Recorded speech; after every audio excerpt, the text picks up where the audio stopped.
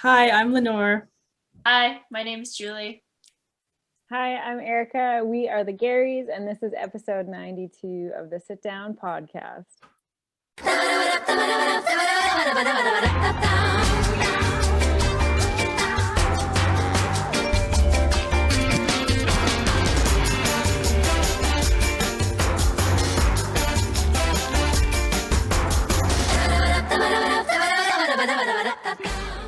This episode is brought to you by Inspired Vapor Company.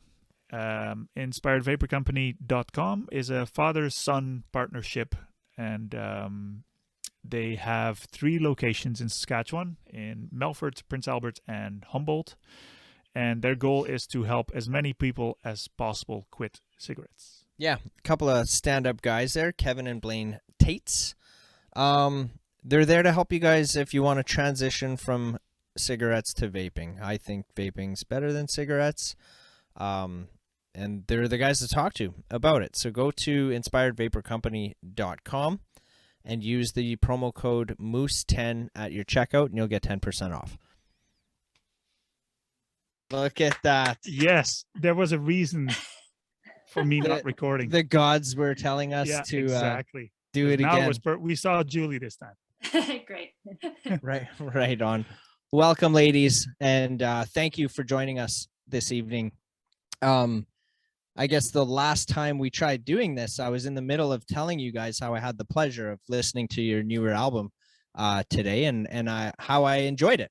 It was giving me like a Tarantino-y kind of vibe. Like I could visualize your music in his movies. Pulp Fiction actually is one that I was thinking in there, or like a desert scene of kind of something. I don't know, man. It's just that vibe. I really enjoyed it. I dug it. It was good. So yep, congrats on that. When did that album come out? Is that like pretty new or a year old? September, right? Yes, September 24th. So pretty new. Yeah. Nice. And then did you have were you able to do like some type of release party for it, or can you walk me through how that was distributed?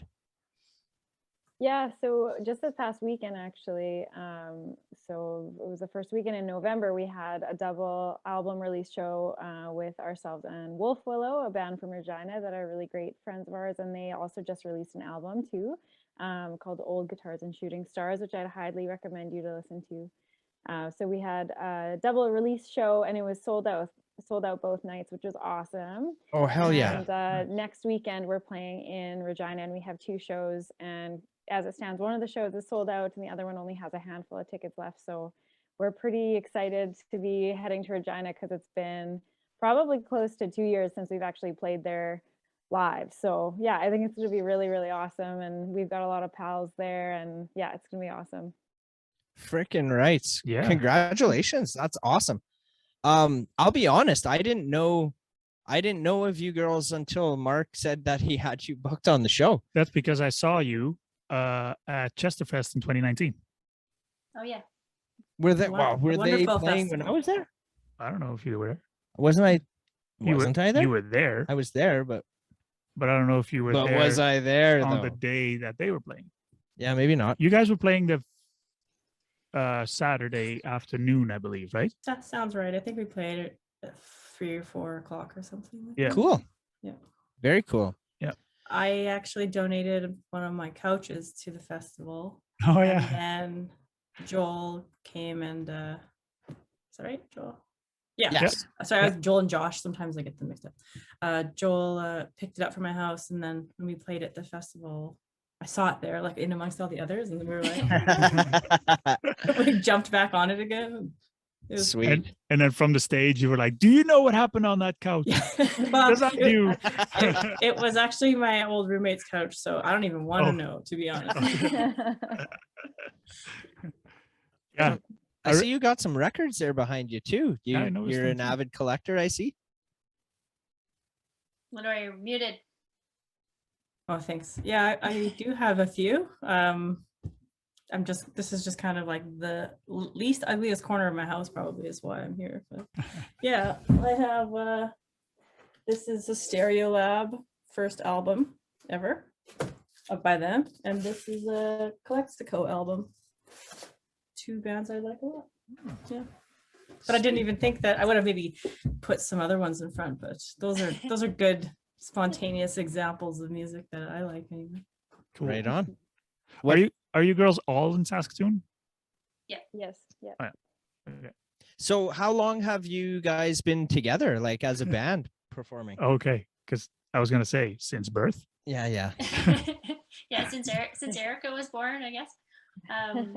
But we've been jamming together since 2015, sometime in 2015.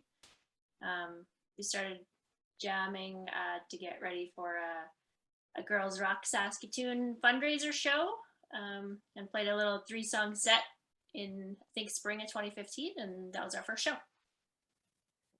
But you guys played together before, I assume.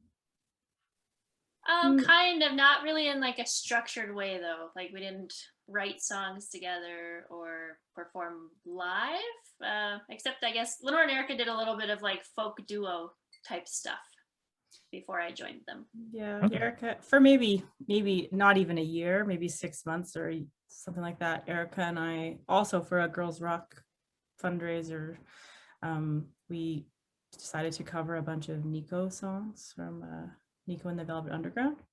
Yeah. Okay. So yeah, but I mean, prior to that, we all were musicians from a pretty young age because we went through like the band program in school and everything. Right. Erica played trombone, and Julie and I both played bass guitar and or double bass. But it wasn't until not like till about 2015 where we actually started writing music together. And even when we did kind of start jamming together, it was more just kind of, it was more for Girls Rock than for us. You know, we were like, this will be fun, you know, so Right.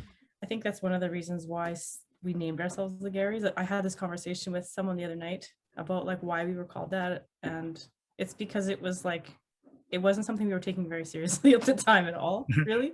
We were just having fun, you know? And I think it's a good reminder for us now still to be like, why are we here? Why are we doing this, you know? So yeah, it was all just for some entertainment for Girls Rock fundraising. Yeah. That's awesome. Cool. Yeah, because I was wondering that because you guys are not like your last name is not Garry or anything. So I was wondering where that came from. Where the but name came from. Yeah, we didn't have to ask that. No. Yeah, That was it's good. our father's name. That was like the only Oh. legitimate like question that I had, and I didn't even have to ask. Yeah, no, it's the name of our dad. Cool. Oh, He must be so proud. Yeah, he's super proud. Actually, we get the funniest reactions about our band name we get are from English listeners. We did a little tour there in 2018, was that? We played some shows in the UK, and while we were there, we learned that Garry is a slang term for ecstasy tablets, or just like drugs you take that are in pill form, I guess. So it means something very different there. Wow. Interesting. It's pretty funny. It's But they- also They thought it was a really cool band name, but not for the reasons that people here think it's cool. it's also like a big garbage truck, like kind of like how we have Loras. Right. Right. In Iceland, they have Garry with the double R. Gary. It's funny. Oh. Just depends on where you are. Your name takes on a whole new meaning, you know. yeah. You could write him write him a theme song. Yeah. Our next Great album. idea. Maybe Either for the drugs or for the garbage. Yeah, really. Right. Both. Why not Yeah. both? we get sponsored by a garbage company in Iceland. That'd be sweet. Hell yeah. What more could you want? Or a drug dealer in the UK. Right. Just ride in a garbage truck Yeah. next festival. Hell yeah. What's the venue in Regina you guys are playing? Or would have played, I guess, because this will come up in a couple weeks. It's the Artesian, which is a really cool place. We've played at once before, or twice maybe. But But it's got a really kind of old fashioned kind of show hall vibe to it. They've even got like the curtains that they can close and open. Oh, really? Yeah, yeah. I don't know if they use them all the time, but they did when we played there. They were like, they'd open the curtains and we'd play a song and then they'd close the curtain. And then Oh, that's hilarious. then they had like a comedian doing other stuff like downstage. And then they would be like, and once again, the Garrys. And then they'd open the curtain again and we'd do like a song. So that was like very kind of, I don't know, surreal, really cool. Yeah, you don't see that all the time. I kind of like that. Yeah. It's like Makes a me think of, remember like the school plays, Yeah. you know? Yeah. The high school plays. Quick set change Yeah, behind yeah. the curtain. Yeah. Yeah, Exactly. just like that, like a real variety show kind of. Variety show. That's Yeah, what I was that's- trying to think of. Yeah. Yeah, it's a really cool venue and it's gonna be really fun. Hell yeah. So, all right then. I'm trying to stay away from COVID talk, but since I guess the pandemic, right? How many venues have you been able to play? Will this be the first one? Well, I guess like indoors, the basement of Saskatoon and then the Artesian in Regina. Yes, but we did do a virtual show in the springtime for it was like Winterruption at home at the Broadway Theater. So it was awesome to be on that stage, but also felt sort of eerie because none of the seats were filled. So it was like Right. totally empty in there. We did a couple other shows that were like we did a drive-in show at the A. Rollinson Center in PA, and we also did like the mini Ness Creek Festival this summer, which was awesome. Okay. Yeah. And those were really great. Those were kind of like our first sort of foray back into playing in front of an actual audience, not just like virtual shows. Oh, and we also did another virtual show, but it was in the brewery at 9 Mile in Saskatoon, which was really cool. Not really a typical venue, but so this will be our first, or these two album release shows will be our first back in a real space with an audience. So Right. Oh, hell yeah. No, I'm so happy for you guys. It's exciting to be back out there and doing it, right? totally. As audience too, because Joel and I have seen a few shows now, and Oh, freaking! I It's bet good you to I've be been back. hitting up like I'd want to tell you 2 a week since August, but that's not truth. But I've since the beginning of August, I'm sure I saw a solid 12 bands since August already. That's And it's awesome. like I'm just buying tickets left and right. Cripe. I have to hold them down. Like, okay, settle down on the tickets here. Yeah, no doubt. There's worse things you could buy. Yeah, That's exactly. true. Very Like true. the Yeah. Garrys. When we had our 2 shows in Saskatoon here this past weekend, each night was like a different sort of group of people who came, and Right. it was so awesome to see. We didn't know every single person that was there, but it was quite likely that one of us knew someone, so as Yeah. people were coming in and leaving and just mingling around and stuff, it was so awesome to just be like so many like, oh my gosh, how are you? I haven't seen you forever. Oh, this is awesome. Like it really, that piece of it is like so much more important now than it's ever been, just to be able to like have those like fun little side chats with people at shows. Yep. So that was cool. In addition to the playing part, which is also cool, of course, but I mean, interacting with people at shows is like really awesome. Hell yeah. I have a feeling that a lot of artists think that way now, because pre-COVID, I have a feeling that bands were more like, okay, we're here to play a show and then go off stage and do whatever privately. But I have a feeling that bands are more like open to walk into the crowd afterwards or something. I don't know. I have a feeling that bands are, craving that interaction again or something. I don't know. Well, and I feel like it's almost essential Yeah. in where we're at today, with like how it's too simple to just go on YouTube or Spotify and listen to it. Like if basically if the group isn't drawing in that crowd and making them a part of it, making the fans a part of it, like Yep. that, there's a high potential of losing that. Yeah. Do you know what I mean? Yep. Losing the live aspect of it. But I think. it's still not the same. It can be high definition, whatever surround sound in your home, basement, whatever. It's not the same as a live show. Agreed. I would much rather be there in person and get to see you guys in person than watching your video on YouTube, which was pretty cool. The get ye or get thee to a nunnery. Was it get thee to a nunnery? Right? Yeah. Yes. Yeah. Someone failed their Shakespeare in high school. Yeah, totally. It's get thee. Totally did. Get thee, yeah. Frick. Where did that name come from? Well, it is from Shakespeare. It's from Hamlet. But it's also something our grandma used to say to us. So like from Shakespeare, it's a phrase that is used to dismiss a woman. By saying "get thee to a nunnery," he's saying you need to go away where you're not going to tempt men. Like go to the convent, go to the nunnery. But there's also in Shakespeare, there's like a double entendre because he's also telling her she's a whore, and that's where whores go. So it's a very kind of a bit of a subversive phrase. But the reason why it came into our conversations was it was something our grandma used to say to us kind of jokingly when we were little girls and we were being bad. She would threaten. She'd call you guys horse. No, she would threaten to send us away to the nunnery.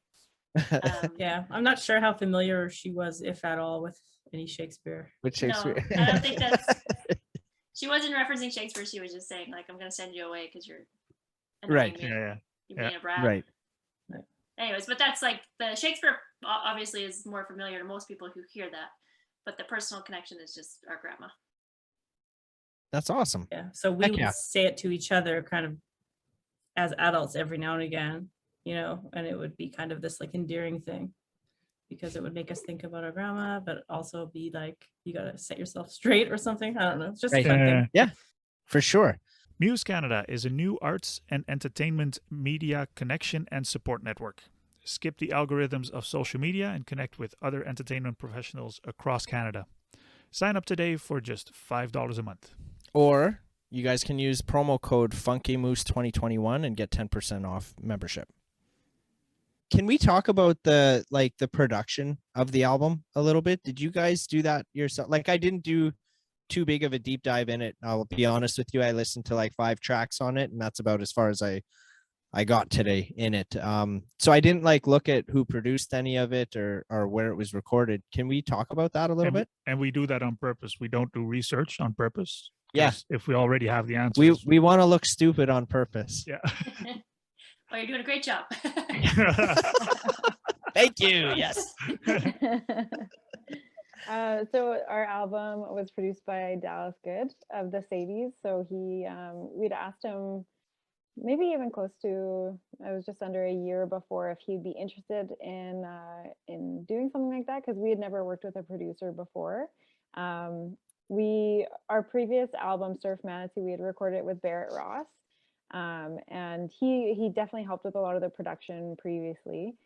But he had kind of put this bug in our ear, like maybe we should actually reach out to Dallas Good because he plays in a band with his sibling and he's played in a family band for a long time. And it would just maybe fit sort of well. And so we'd played a couple shows with the Sadies and then got to know the guys in that band pretty well. And we reached out to him and he was like super into the idea, and it just kind of unfolded that it was going to happen, even though there was like this looming pandemic that was just unfolding in front of our eyes. Like literally he came to Saskatoon, and then like 2 days into us being in the studio is when Saskatoon went into lockdown.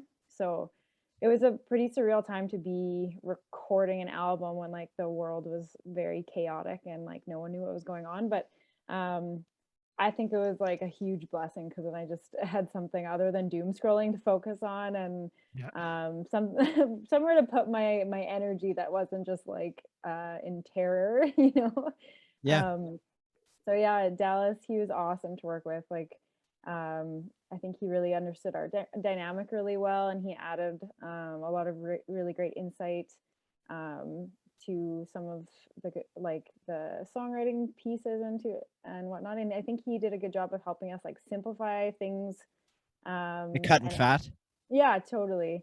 yeah, and it was just like, I feel like I learned so much from working with him, and yeah, I'm just so grateful that we got to have that opportunity. So Hell yeah. So it was recorded right in Saskatoon then. yeah. Right. Where in Saskatoon did you guys do that? Like you said, he came to Saskatoon to do it. So did you have to like rent a space, or what's the process there? We were in Barrett Ross's studio, which is called Rec Hall Studios in Saskatoon. Okay.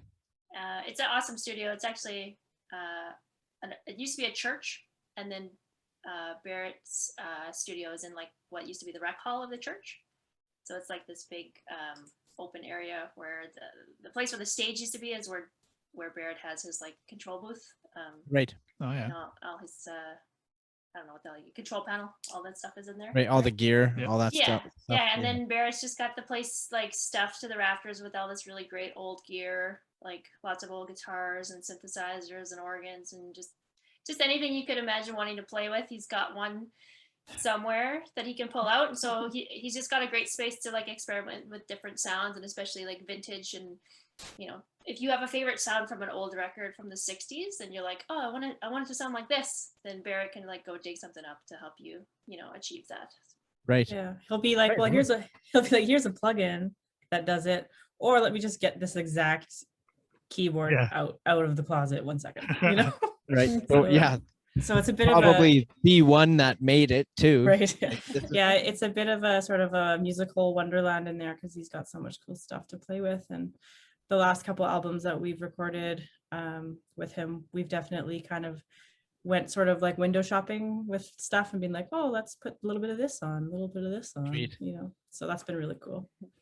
Hell yeah. So how long did it take from start to finish, like having to fight through the hurdles of lockdown and all that kind of craziness, from when you were in the studio to when it was like, all right, we're done and it's all done, ready to go?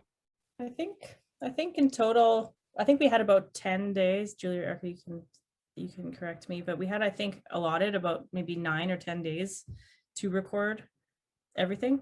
Mhm. And then Dallas's flight was actually canceled because all flights were canceled. So he was like, well, I'm going to be stuck here for an extra few days. So we ended up getting a couple extra days out of recording. Isn't that right? Sweet. So I think it took us, or I think we recorded the whole album in 11 days or something like that.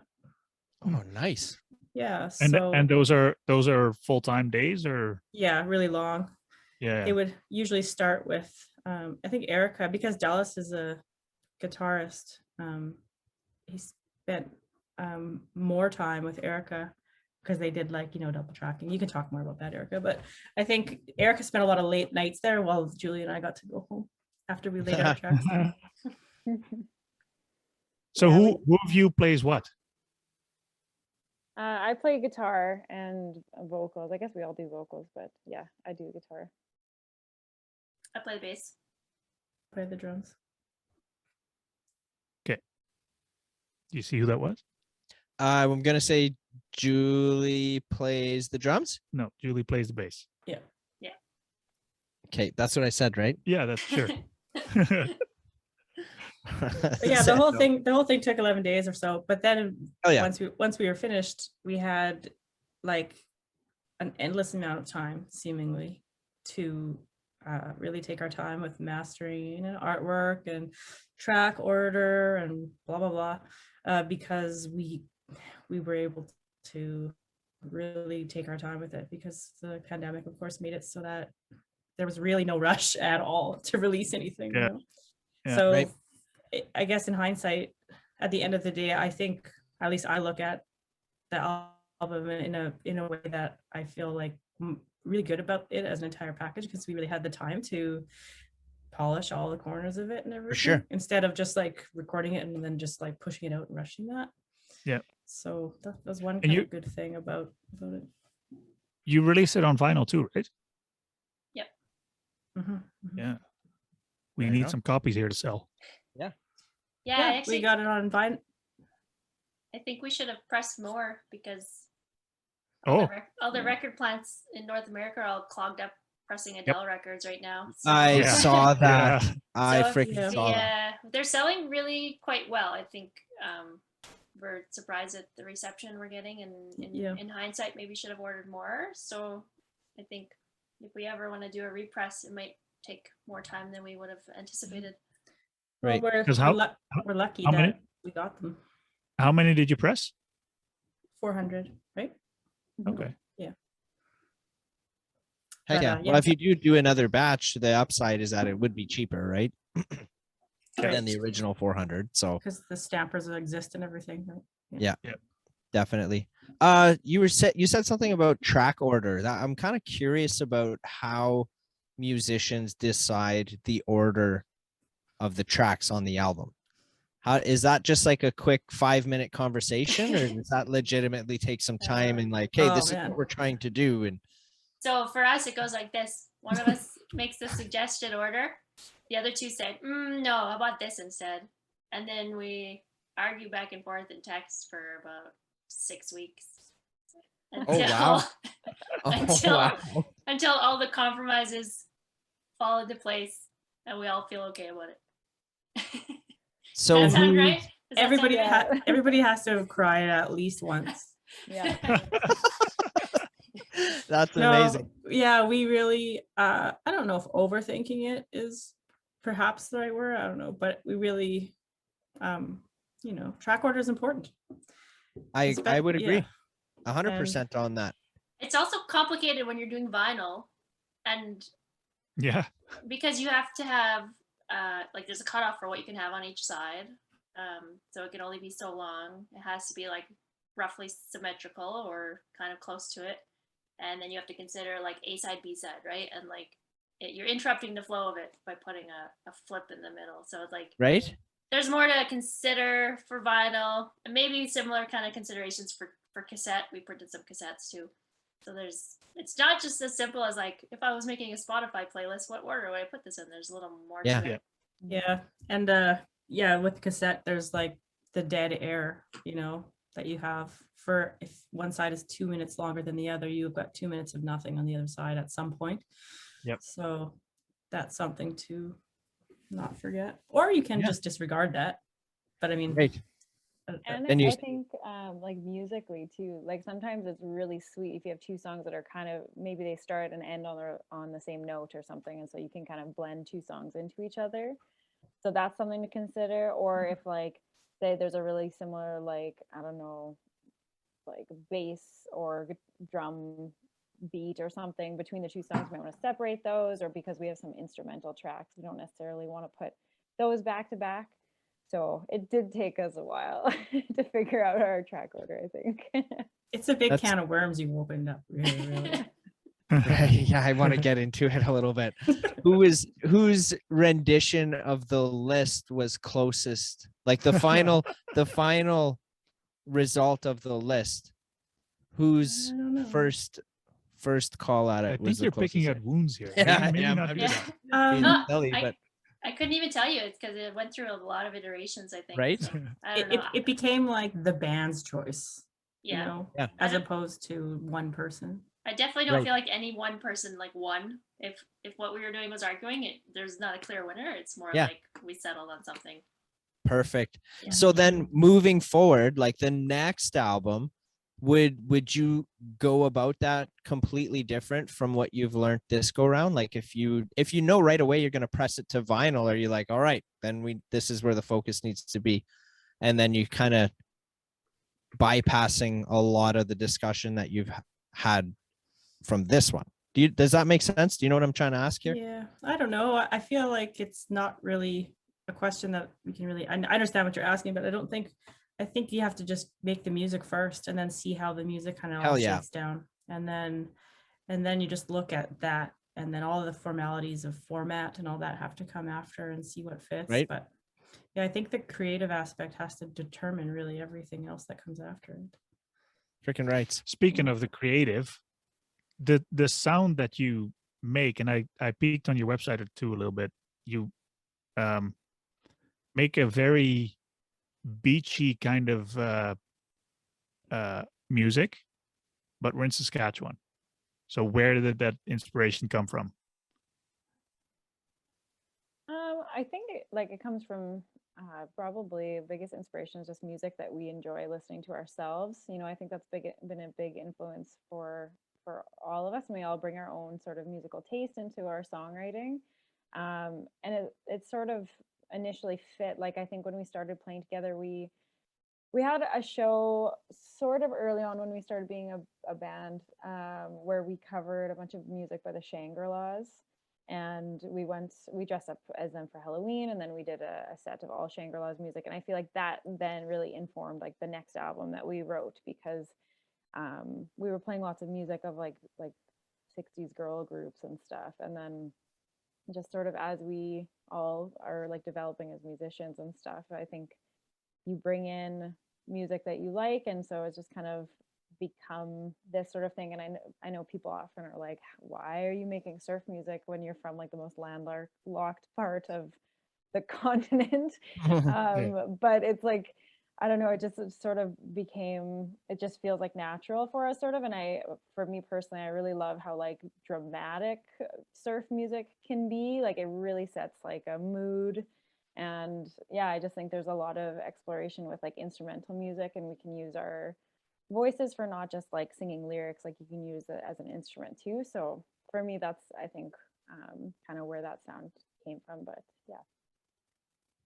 Sweet. I like that. Cool. So what's the next step? You have the release party in Regina first, right? Did I say that right? Yeah, well, I we don't just we just had the one in Saskatoon this past weekend. Right, but you're doing another one. Yep. Yeah. Okay, So- and then what? Are you going touring? How are you promoting this Well, record? we're gonna be. It's tough right now because like depends on where you want to go, right? But we are like kind of in the process of sort of rescheduling an Alberta kind of micro tour, if you will. That was supposed to happen in October, but wasn't able to just because of the pandemic. But Right. Yep. I think we're probably going to be going out that way in January. And then Okay. we've got in February and March, we've got some really cool. Well, in February, we're planning on going to Sweden. We're playing a festival there called Future Echoes. Oh, that's And sweet. yeah, that's going to be pretty cool. It was supposed to be in September, but it's been postponed, of course. So, and then there's some other really cool things in March that we're doing that we're really excited about. They haven't been announced yet, so might get in trouble if we say. But Right. but we're pretty excited for that. But so I think we'll be doing a little bit of flying on airplanes with our guitars and stuff. So Hell yeah. How did Well, you land the festival in Sweden? we just applied and they said, yeah, come on Really? down. I love it. I love that answer. Yeah. I think that's how it went anyway. When they invited us, actually, we were like, what is this? Who is this festival? And then I was like, oh, I think I applied to this festival during like a COVID haze or something. Like, because I didn't really remember applying. But I did, I guess. I trust that I did. I don't know how else we would get in there, but yeah. Maybe they're That's- fans and they wanted you to come. Yeah. I'm pretty, yeah, I think I probably applied is more likely, but anyway, we're really excited to go, and none of us have ever been to Sweden, so that's gonna be cool. Freaking right. I would try and get like, how do you know how long you're going to be there for? Or like, are you going to just go in for like a week or 3 weeks? Well, we haven't booked flights yet because we don't want to get into another situation where we book flights and things get canceled again. So we might wait until a little closer to the date to kind of plan all that stuff. But we were hoping, if we can, to spend a bit of time in Stockholm, because Right. we did some Googling and stuff to do there.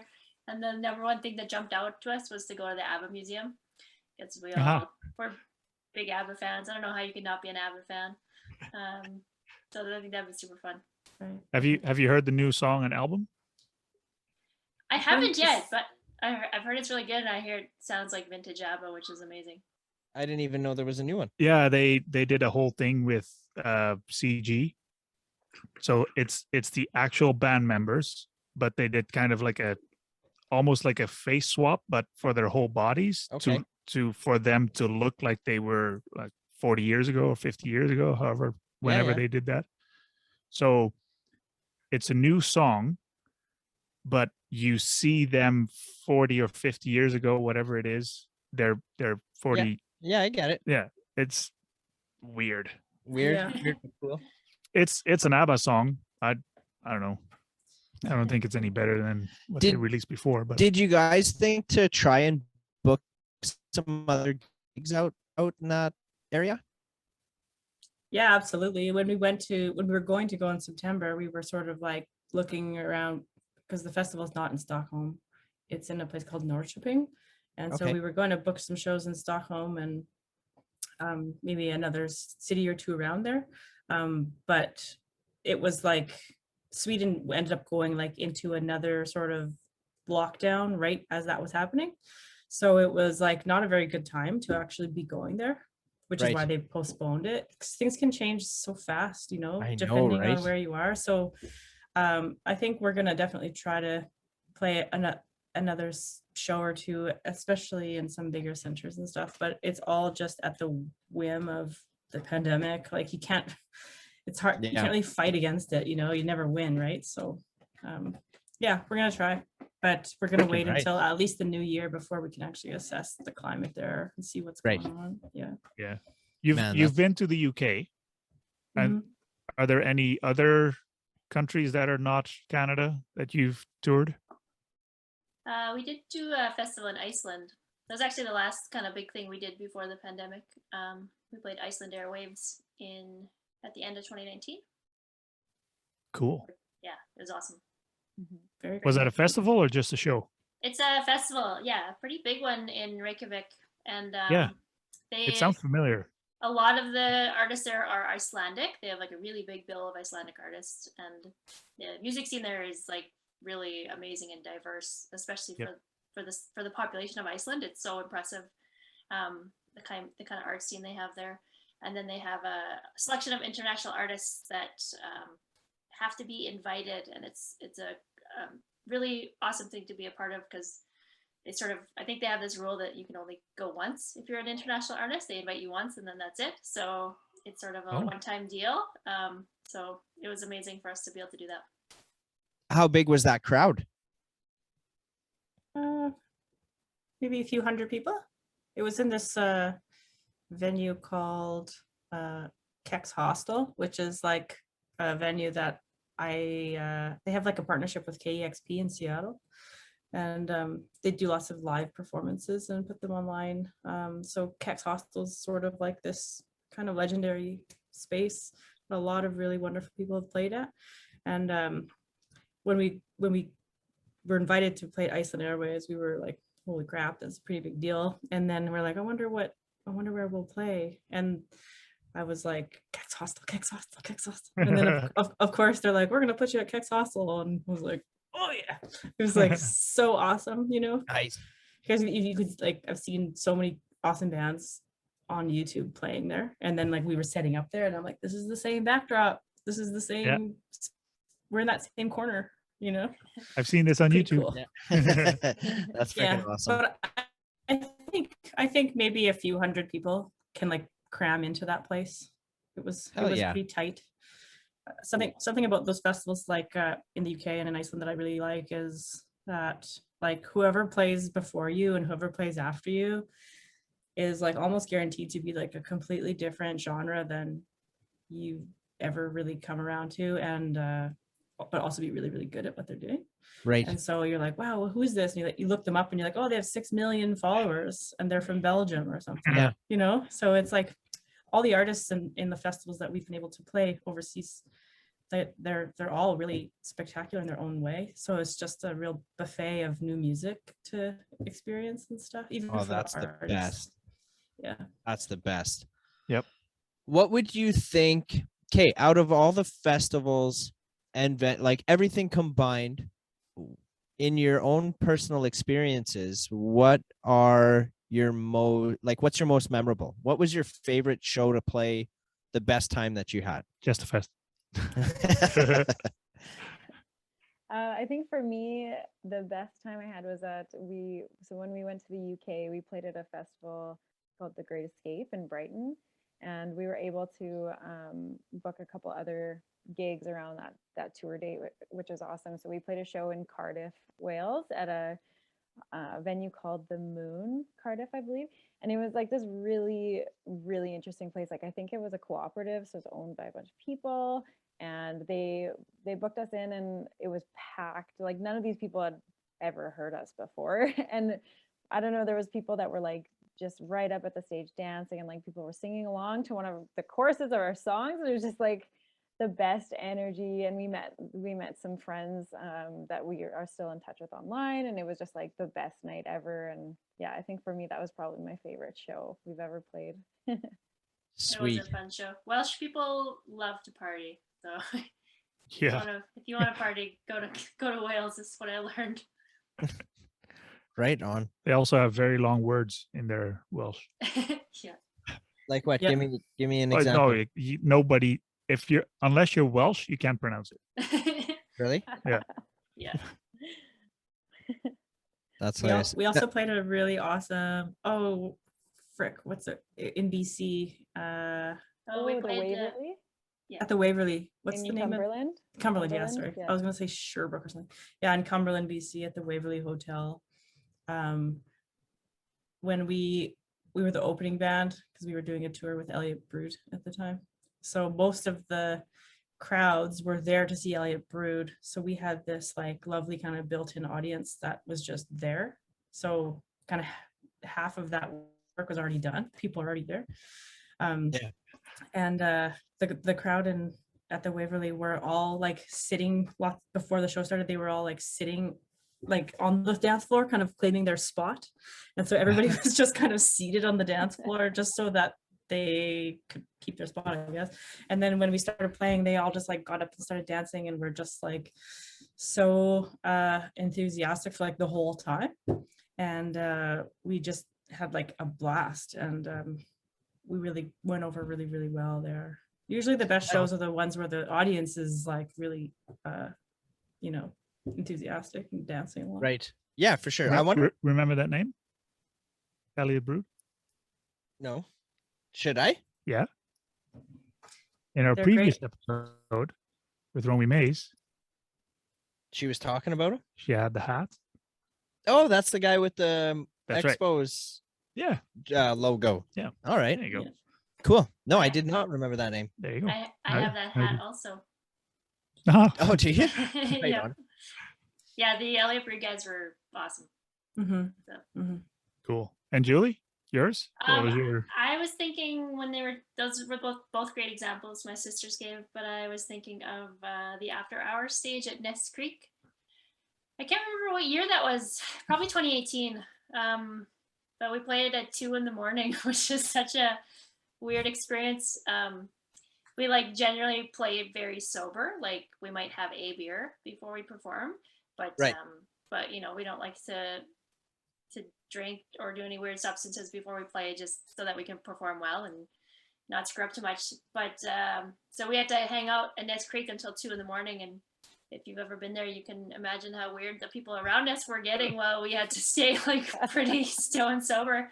And then when we got on stage at 2 a.m, there was just all these like extremely happy people, just like a sea of happy people bathed in light, and like very large pupils looking up at us, and just like so excited to hear every song we had to play. And yeah, just like one of the most warm and receptive audiences you can imagine is at the After Hours stage at Ness Creek. I remember at that show, before we went on stage, I like kind of just peeked to see like who was out there, and there was just all these people just like hanging over the stage, and they were like having a blast, and there wasn't even any music happening yet. Yeah. And so that was also the show where the guys in Elliott Brood, they were actually playing at the this is like before we played the Cumberland tour with them, or the BC tour with them. They were playing at Ness Creek, and then they heard us playing kind of just like through the valley or through the trees or whatever. And then they were like, hey, let's go check this out.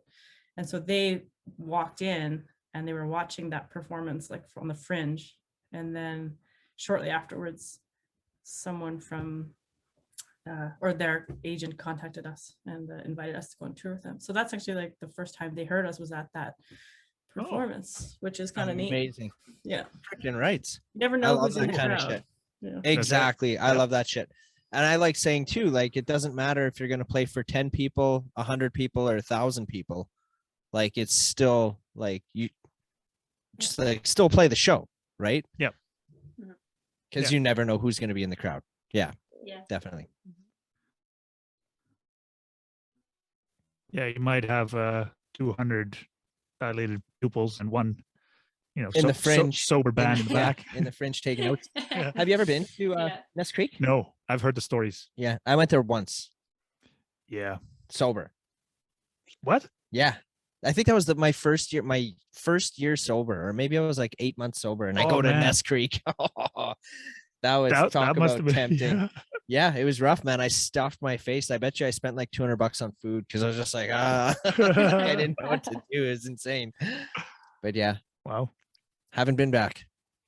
Because you didn't like it? You're still full. Yeah, exactly. That's exactly why. It was just well, no, my experience wasn't the best for sure.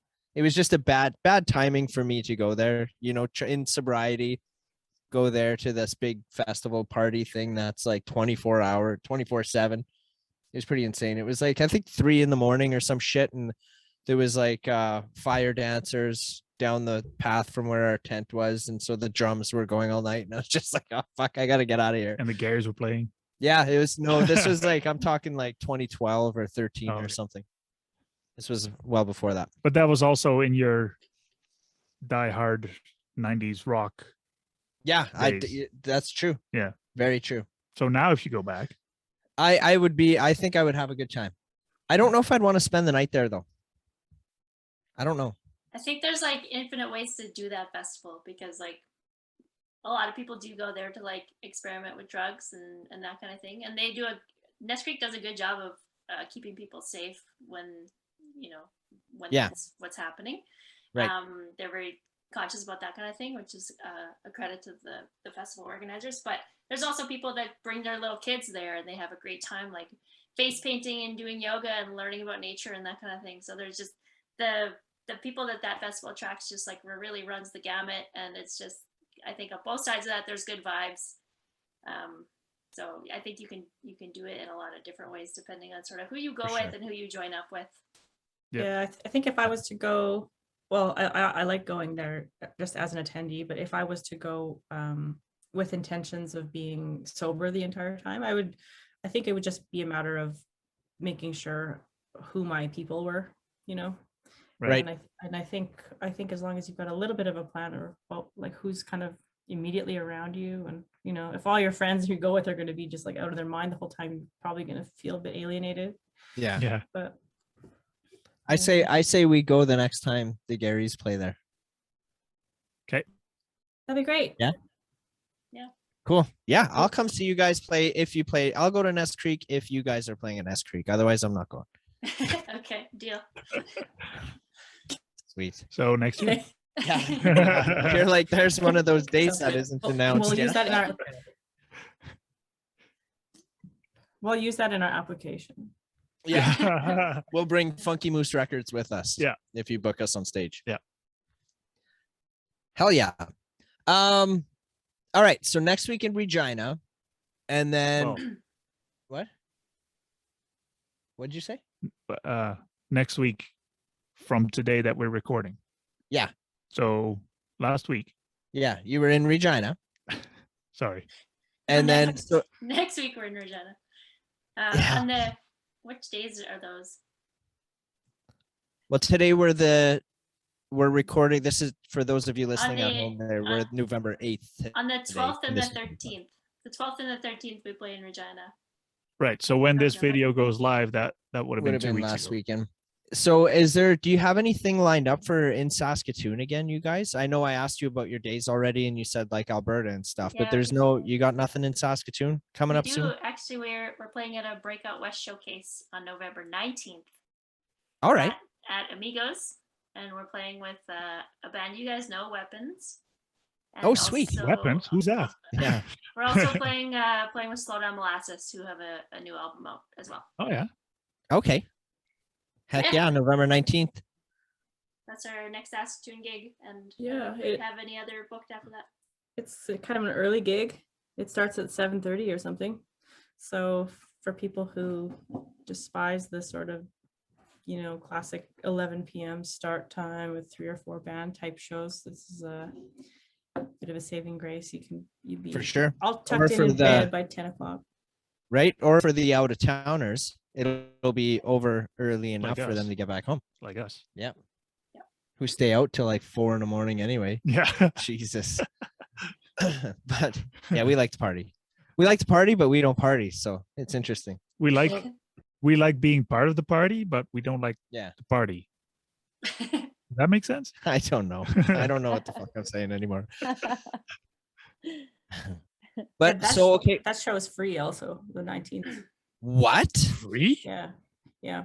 I was just thinking like how it's funny because you rarely have actual control over the ticket prices of the shows you're at or that you perform at, Really? So well, I don't know. Lately anyways, that's how it's been. It's just the ticket prices are just set by the organizers, Yeah. So the guy who booked you guys to play is the one who's setting the ticket prices, basically, right? Yeah. So it's a free show. So that's really great. I think normally a show with those 3 bands on a bill would, I don't know. It's free, so it's awesome. Come on down. Hell yeah, I'm all for it. I would, yeah.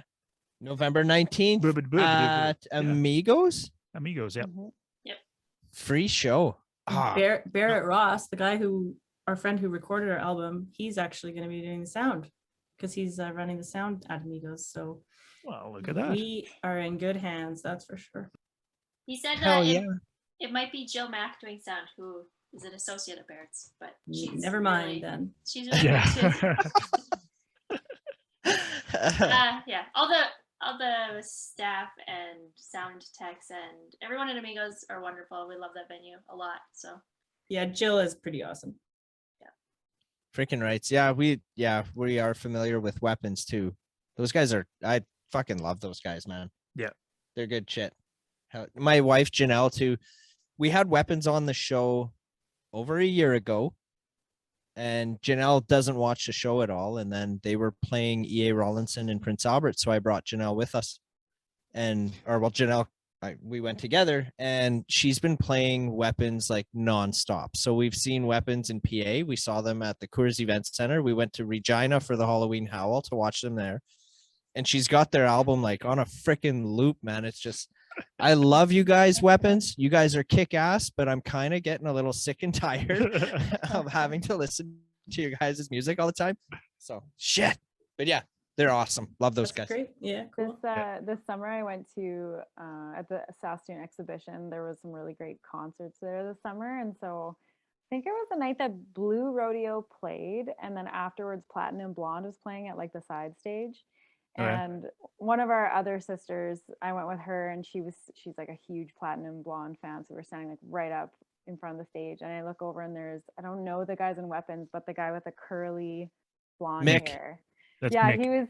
he was standing right up there, and I was like, hey, that's that guy. So I don't know him, but I guess he's a Platinum Blonde fan too. Hell yeah. That's funny. So yeah, I dressed up like him at the Halloween Howl there. Or I tried to. Everyone thought I was Sammy Hagar, but I tried my best to be Mick. And I went as far as asking Jordan if he could get me Mick's jacket, his white denim jacket. And we were in the hotel. We were in the same hotel as them. So I'm with Jordan. We're in the elevator going to the room to get the jacket. And I got the wig on and a Weapons t-shirt and my jeans weren't tight enough, but and I had this freaking a Rock Band or a Guitar Hero guitar with me, and we're getting off the elevator on their floor, and we run into Mick, and I'm standing there like, oh, I'm busted, right? Like he didn't put it together, which was kind of weird but funny nonetheless. So then I get the jacket, whatever, put on the coat, get to the venue, and he's standing there in the crowd. I forget the name of the band that was playing, but so I went up to him, and I had his coat on and everything. I smack him on the back, and I'm like, like, check it out. he still didn't piece it together. I had to point out that I was wearing his jacket before he clued in that I was dressed like him. And I think I kind of embarrassed him a little bit, but we love you, Mick. You're good shit. He's Yeah. legendary status clearly already. Oh yeah. Yeah. He's a good kid for sure. That sounds like a lot of fun. They're going on tour with the Trues, I just saw. So Is that announced? Yep, it is. It I is. saw something on the internet yesterday or something about that. So good for Oh, them. yes. Yeah, they're that's gonna be touring a good pretty one. much everywhere. They're coming to PA too. Winnipeg. Yep. Winnipeg, PA, Saskatoon. Oh, there's like 8 or 9 dates on Right. Well, I believe the Trues. Well, who is it? JR. And what's the other one's name? Yep. That they like co-wrote 3 of the songs on their album. I think 3 of them. Yep. So they've worked with the Trues, so it makes sense, that they'll go play with them. Mhm. For sure. Yeah, and they just released a new video too. Why are we talking about weapons? Fuck, we got the Garrys on right now. Yeah, Jesus, I'm so sick of weapons. because the Garrys are fans of weapons. That's why. Well, it's all in the family, right? It's Yeah. all love. That's Yep. what it is. That's right. Definitely. All right. So We gotta get Slow Down Molasses on the phone, on the show. we got a who?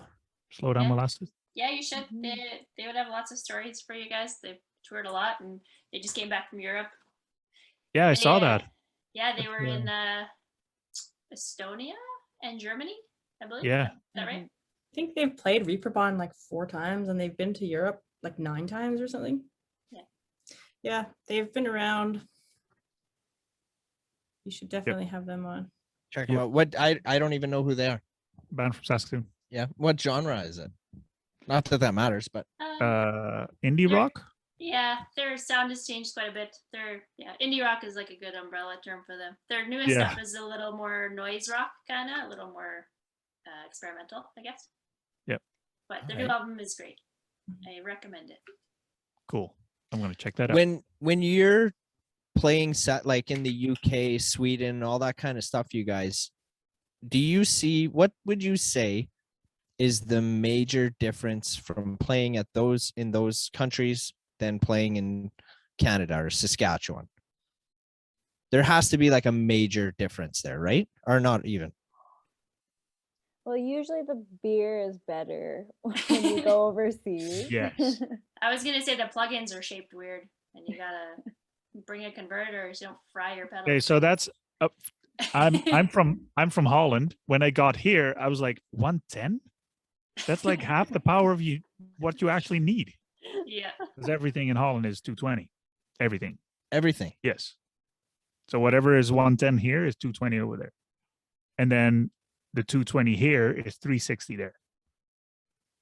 330, 360, something like that. Yeah, I think That's- like every artist I've ever talked to who has been overseas, even if they've done it many times, I think that whole voltage converter plan thing is always like doing it again for the first time every time. Yeah. And it's never easy. And even though I think it is kind of like a simple thing, but it's always like kind of sort of stressful, and it's always something you either overlook or else you overplan for, or Right. That's Yeah. definitely a good tip. Hell yeah. I would have never thought of that.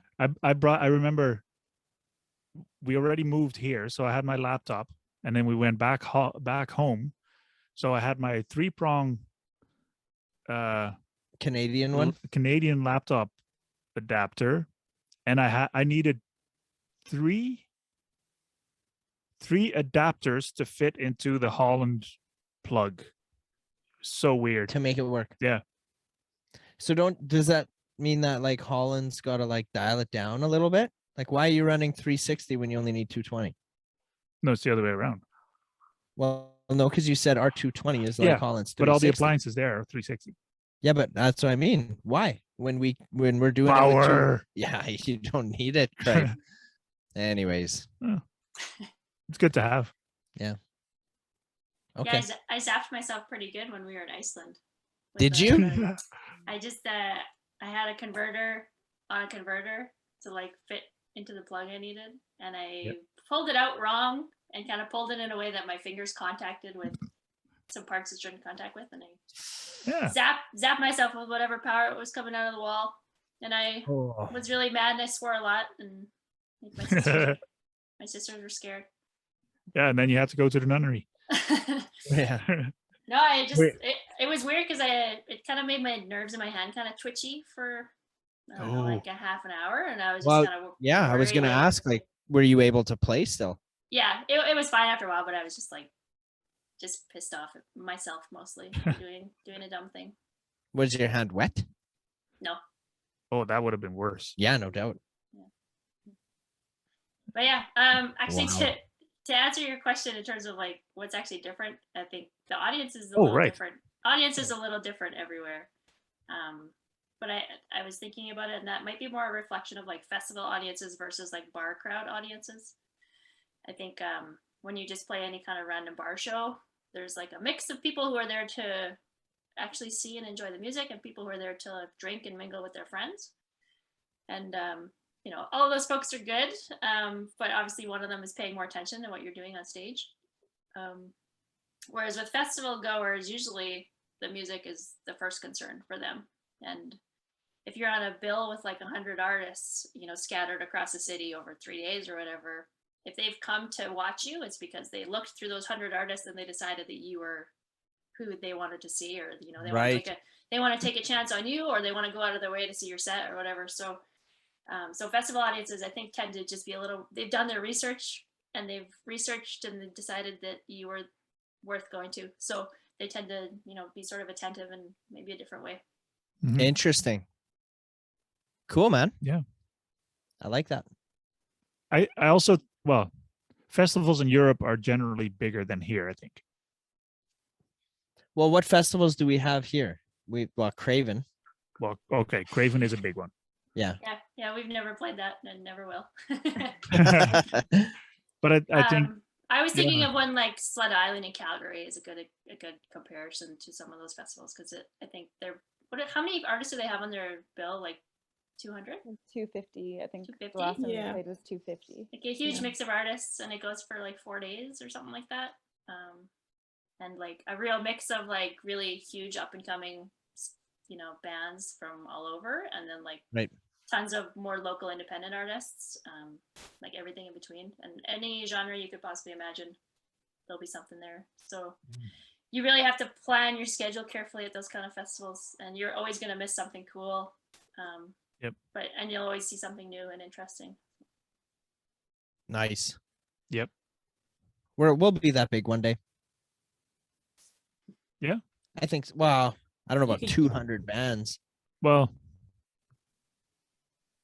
you think so? Maybe. I don't even know if I know 200 bands. It doesn't matter. By the time we get that big, we have people. Like the Garrys. No, people that can find bands for us. Like the Garrys. Like the Garrys. Yeah. Right on. Okay, so where would be the best place where we can help try and direct some traffic to listen to your guys' music? Well, or find out who you are. Yeah, we've got a website, the garrysband.com.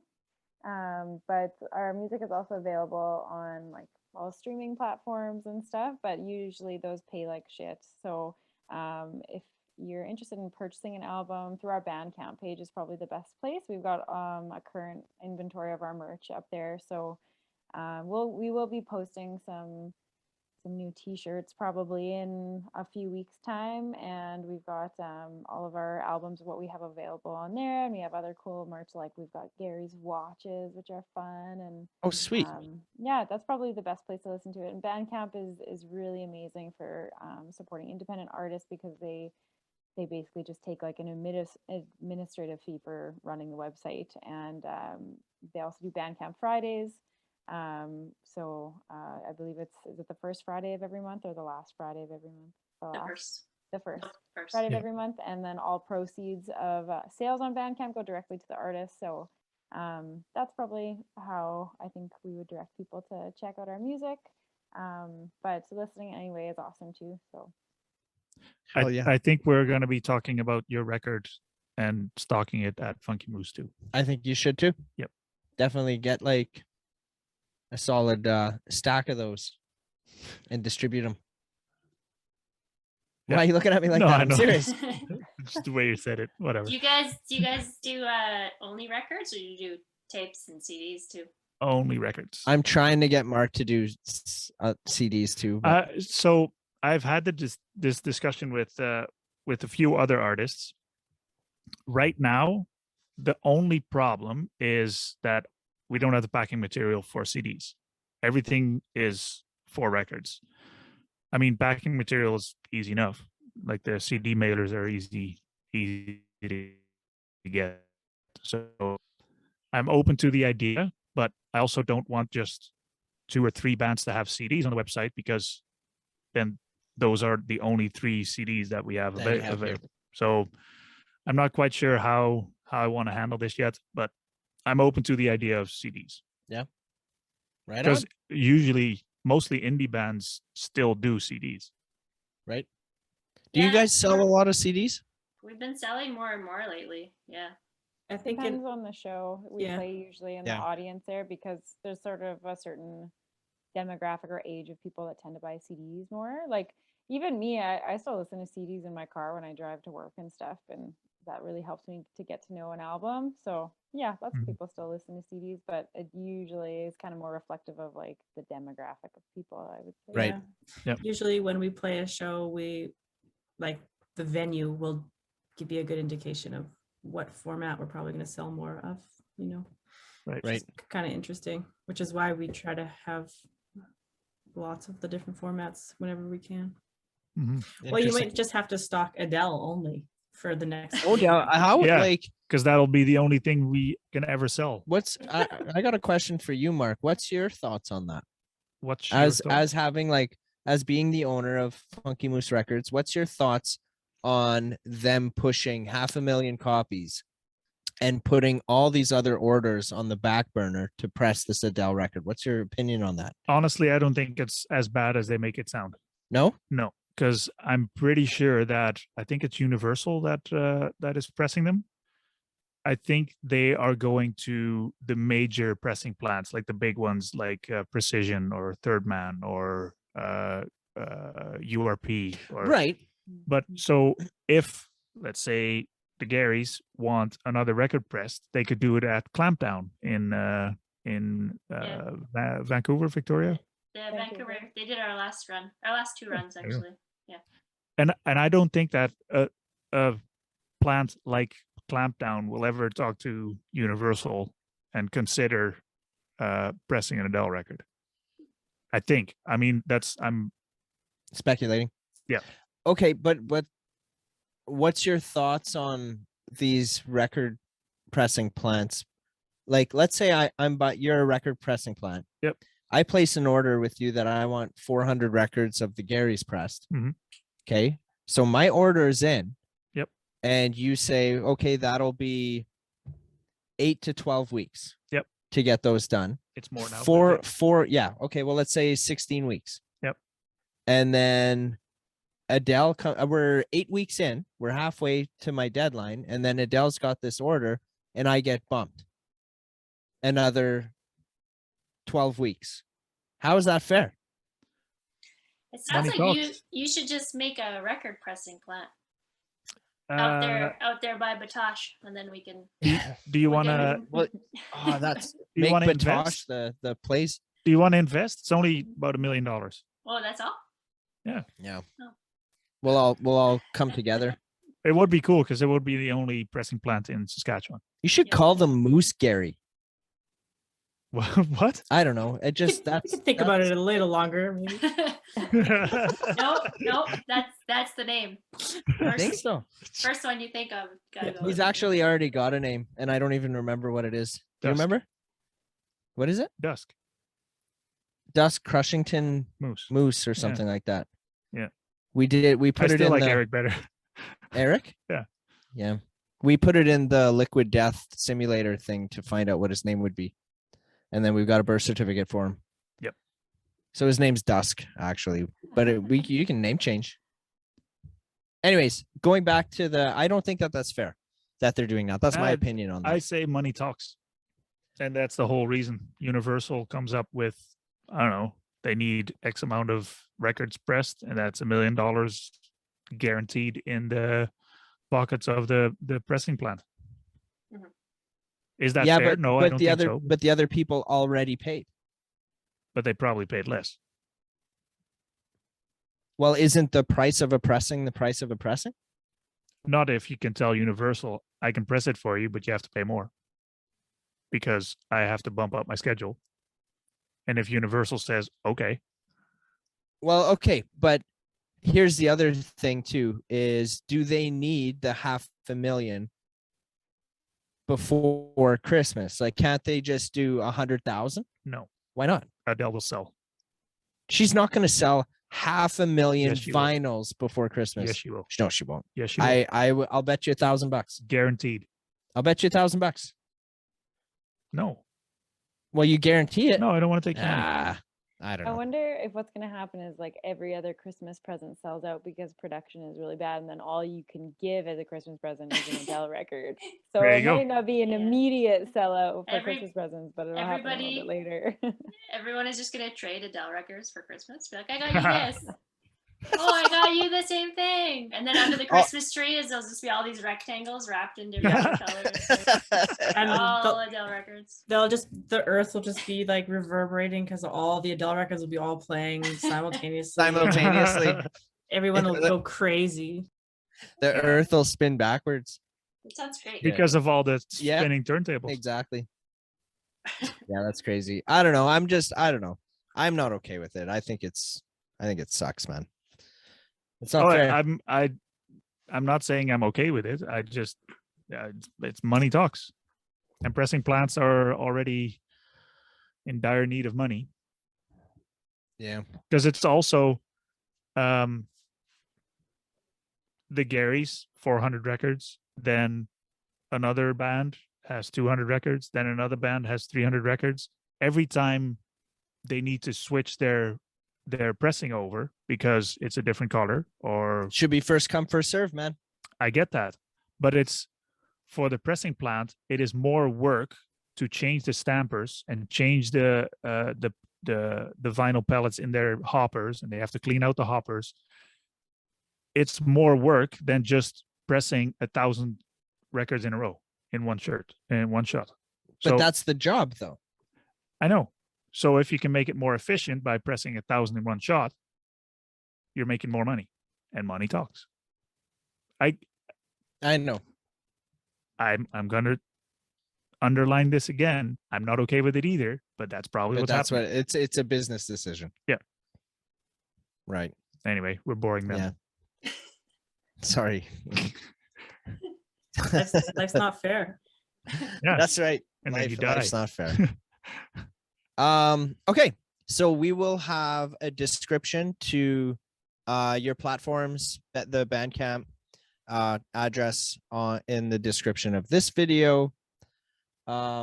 We really do appreciate you ladies joining us this evening. I hope we didn't look too silly, and I really would love to have you guys on the show again. Anytime you want to come back, if you got something to promote or just want to shoot the shit with us and watch Mark and I argue again for fun, just let us know. You guys, it's an open door for you.